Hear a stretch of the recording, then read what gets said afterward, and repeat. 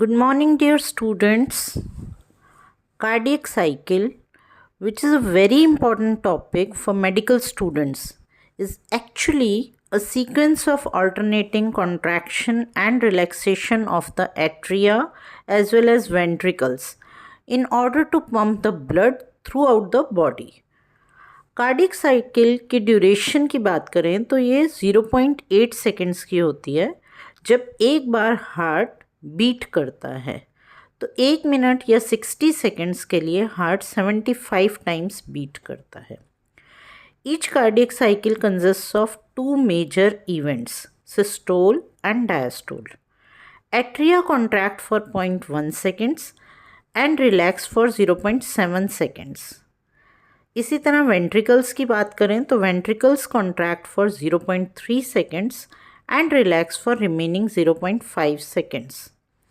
You can see in the diagram also, internal circle represents atrial cycle and outer circle represents ventricular cycle. Dark pink shows the systole. So you can see in internal circle only 0.1 second is dark pink, that is atrial systole is only for 0.1 second. Remaining 0.7 second is atrial diastole. In outer circle, which represents ventricular cycle, ventricles contract for 0.3 seconds after atrial systole. Then remaining 0.5 seconds, there is ventricular diastole. I hope this diagram is clear to you. These two circles are clear to you. Now, first of all, we should understand the atrial systole. When atria contract during atrial systole, the blood is propelled into the ventricles and results in last rapid filling of ventricles. See in the diagram, the names of the events are clearly mentioned in the diagram's outer ring. सबसे बाहर का ring देखिए, वहाँ नाम भी लिखा हुआ है। तो एट्रियल सिस्टोल के corresponding last rapid filling of ventricles लिखा है।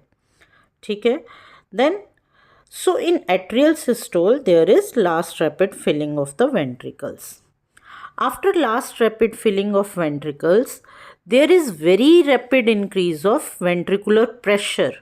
वेंट्रिकल्स का प्रेशर अब बढ़ जाएगा क्योंकि बहुत सारा ब्लड अब आ गया है लास्ट रैपिड फिलिंग के बाद।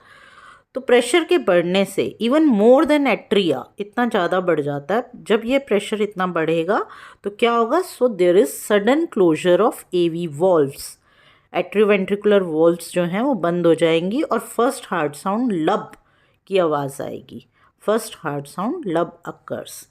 Now the phase isovolumetric ventricular contraction occurs.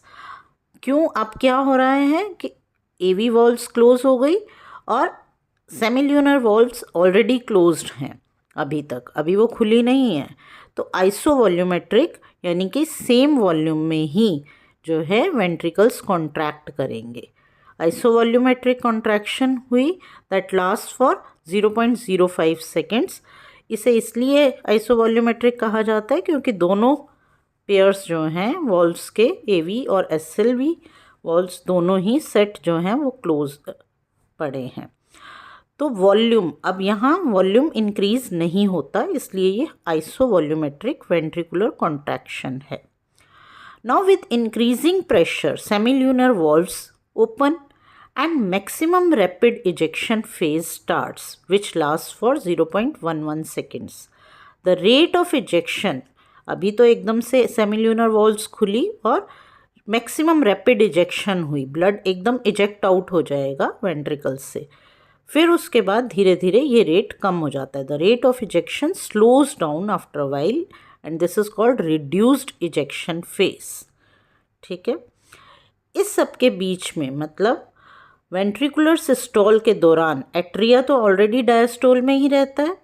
After ventricular contraction या सिस्टोल जब वेंट्रिकल्स रिलैक्स करते हैं तो एट्रिया जो कि पहले से ही रिलैक्स्ड है मिलकर कंबाइंड डायस्टोल की स्टेज बना लेते हैं। अभी दोनों रिलैक्स्ड हैं।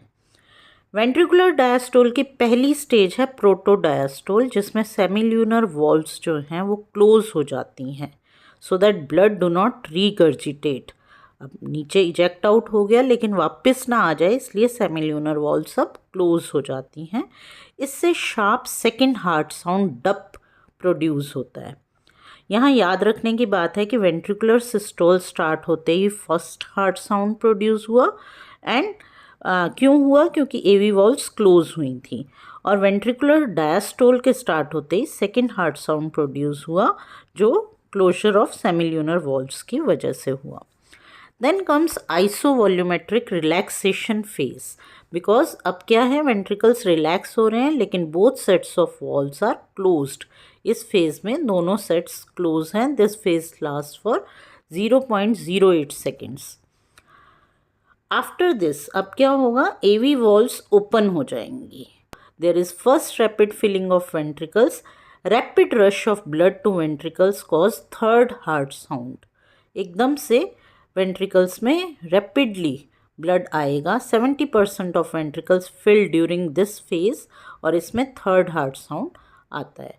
देन कम्स डायस्टेसिस और स्लो इनफ्लो, धीरे धीरे ब्लड आता है इस फेज में। इसे हम बोलते हैं this is the longest phase of ventricular diastole, क्योंकि ये 0.17 सेकेंड्स का होता है। After diastasis, last rapid filling phase of ventricular diastole occurs because atria contract at this stage. Due to rapid rush of the blood, यहाँ पे भी rapid rush होगा blood का, इसलिए इसमें fourth heart sound produce होता है. So we can see how atria contracts and fill the ventricles, then ventricles contract and eject the blood. Again the cycle repeats. This is called cardiac cycle. So we learned here the cardiac cycle as well as the onset of 4 heart sounds. Hope this all is clear to you. Thank you so much.